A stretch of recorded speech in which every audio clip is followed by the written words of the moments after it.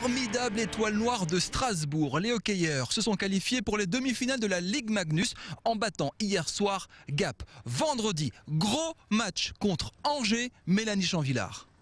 Au bout du suspense du dernier match des quarts de finale, l'étoile noire est allée s'imposer sur la glace de Gap. Une victoire 6-4 qui propulse les hockeyeurs strasbourgeois pour la première fois de leur histoire en demi-finale de Ligue Magnus. Pour sa 5e saison au plus haut niveau français, Strasbourg a souffert. Mené 2-0 dans la série, ils ont su renverser la tendance en gagnant les 2 confrontations à domicile et l'ultime match chez les Rapaces de Gap. On a gagné le match le plus important de notre histoire parce que qui aurait cru, là, 4-5 ans, qu'on serait avec Amiens, Rouen et Angers pour l'obtention de la Coupe Magnus.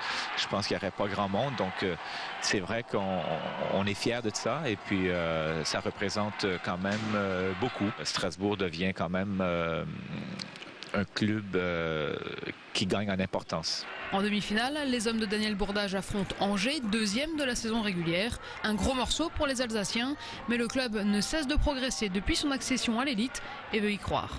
Seul bémol, les organismes sont fatigués. Depuis le début des playoffs, les joueurs ont disputé 8 matchs en 15 jours. Mais l'étoile noire qui a retrouvé son grain de folie du début de saison jouera sa carte à fond. Il faudra croire qu'on peut gagner parce que ça ne sert à rien de... Je pense qu'on a battu Épinal parce qu'on savait qu'on pouvait les battre. On a battu Gap parce qu'on savait qu'on pouvait les battre. Il n'y a pas de raison de penser autrement contre Angers. Chaque fois qu'on a joué contre Angers chez nous à domicile, on a fait de bonnes prestations, on les a battus, on a perdu de justesse. Et avec un petit élan de folie comme on a présentement, il n'y a pas de raison qu'on n'aille pas en finale. La qualification en finale se joue au meilleur des 5 matchs. Premier rendez-vous vendredi et samedi soir sur la glace des Ducs d'Angers.